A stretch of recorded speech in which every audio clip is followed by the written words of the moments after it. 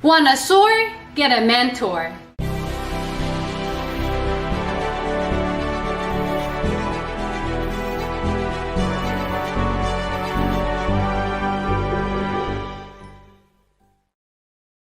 Hey, it's Nina Carmichael. We made these videos probably because you are the most ambitious person in your circle. You know you're capable of more and you get that push by surrounding yourself with the best. So today let's learn from one of the best, my husband Evan Carmichael. And here's what separates people who wins from those who fail. Enjoy!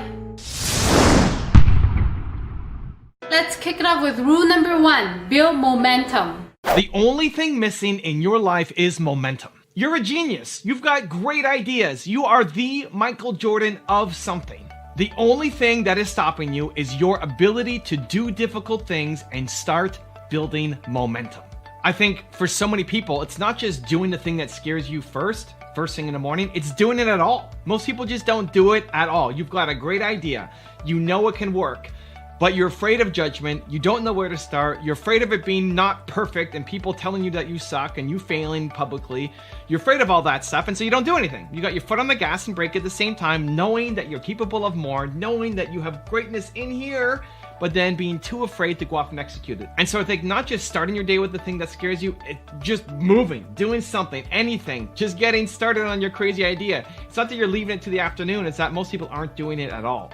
So I was on a call with an entrepreneur friend of mine yesterday, and she was upset, she was frustrated. She had decided last year, mid last year, right, June, July last year, that she needed to let somebody go on her team. This person was being toxic in their environment, was still producing results for the company, but just being a big drag on the company, on the culture, and on herself as trying to lead this team of people. And so she decided, I gotta let this person go. It's 6-7 months later now, and she still hasn't done it.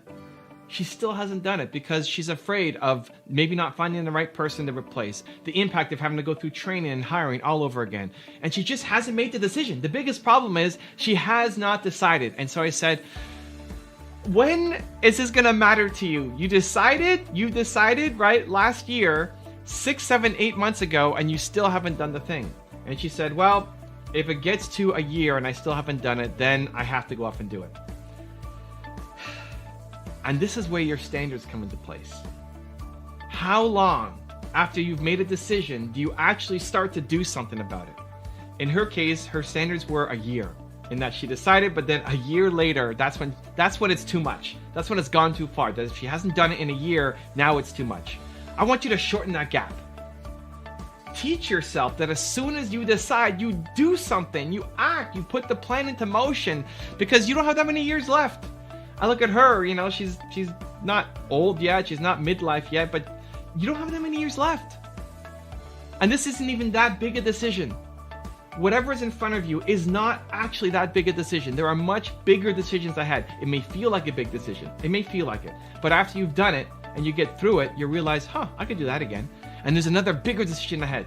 You need to shorten the gap between deciding that you want to do something and actually taking action towards it.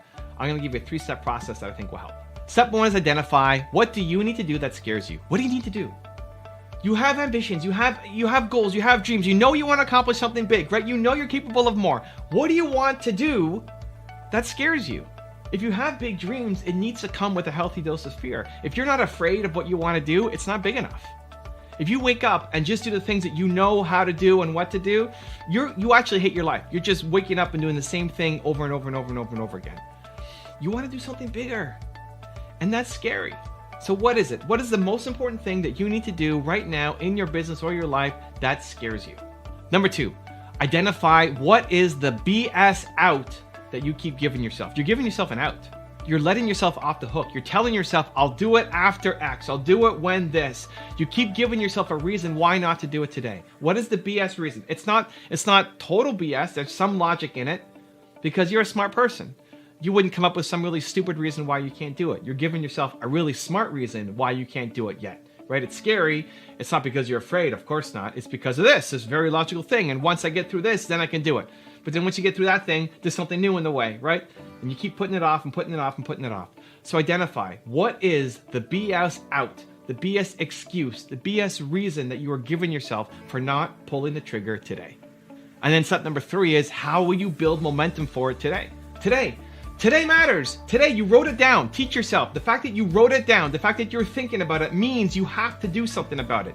You are not allowed, no more, not anymore. You are not allowed to think of something that scares you that you want to do. You want to do it and it scares you. You are not allowed to put it off anymore. You are not allowed to then sit and say, well, I'll do it later. You may not be able to fully do it right now, but some small step, an email, research, a phone call, some small step right now, immediately to say, I'm going to build momentum towards this. That's what you want to teach yourself. That's one of the greatest gifts that you can ever teach yourself, is that as soon as you come up with an idea, that you are a genius, that you are Michael Jordan, that you are capable, that you will figure it out, and that it's scary. And that's amazing because you do scary things. Identify the BS reasons why you're not actually doing it, and then today, immediately build some kind of momentum towards it. If you want to have more confidence and motivation, check out our 254 series. The link is in the description below. And so I highly recommend that you print off 20 to 30 copies of your book before it goes to final print, and just get feedback from people who are inside your target market and outside, just to get tips, suggestions. And what you need to do is inoculate yourself against the judgment and learn to take action on your ideas, because the alternative is a life filled with regret. Surround yourself with greatness. If you want to be more confident, you need to surround yourself with things that make you feel confident. Rule number 2, stay in mediocrity. If you are the most ambitious person that you know, you are going to play small for life. Look around at your friends, your family, the people that you hang out with. What do they want out of life? If you're the one always pushing them and no one's pushing you, guess what happens? You don't get the push that you need, and you stay in mediocrity, being the best in a group of unambitious people. So I just came back from an event in Florida that I was doing a keynote at, and at the end, I challenged an entrepreneur who showed up to make some changes on his YouTube channel. We met over dinner. I helped him with his YouTube channel. It was him and his business partner sitting there, and I said, by tomorrow, here's what I want you to do. I want you to go in and make sure you have these things updated. And he said, yes, I'll do it. I said, it's important to do it by tomorrow because I'm still here. I'm still here in the morning. If you need anything, you can ask me face to face while I'm still here before I fly home to Toronto. Yes, I'll do it.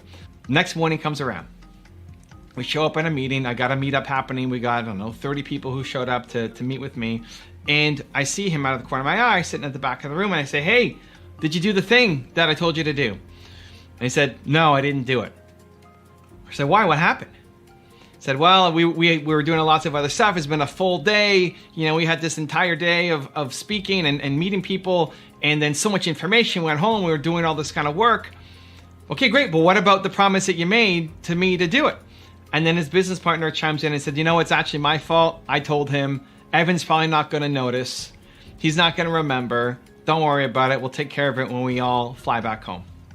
And so I told him, don't let your business partner's low standards prevent you from moving forward on the things that you said you were going to do. Staying committed to the thing that you say you're going to do, your word to yourself, is the whole game. Forget about what you just say to other people. What do you do for yourself? Because we're often looking for no's. We're often looking for somebody else to give us a break.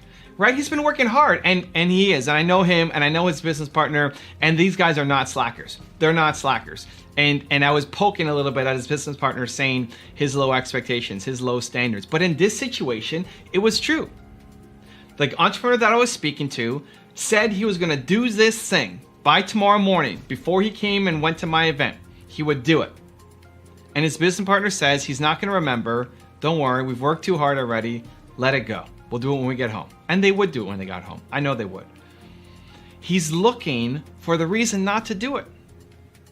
When you say you want to hit the gym, when you say you want to hit these business goals, when you say you want to have this outcome and be proud of the effort that you put in every day, when you say that you're going to do something, there will be moments where you want to let yourself off the hook, where you say, I work so hard, or I'm so tired, or I deserve a break, right? This is the language you use to yourself. And so when that happens, you're looking for affirmations from the people around you. And if you are the most ambitious person in your friend group, if you are the most ambitious person, what's going to happen?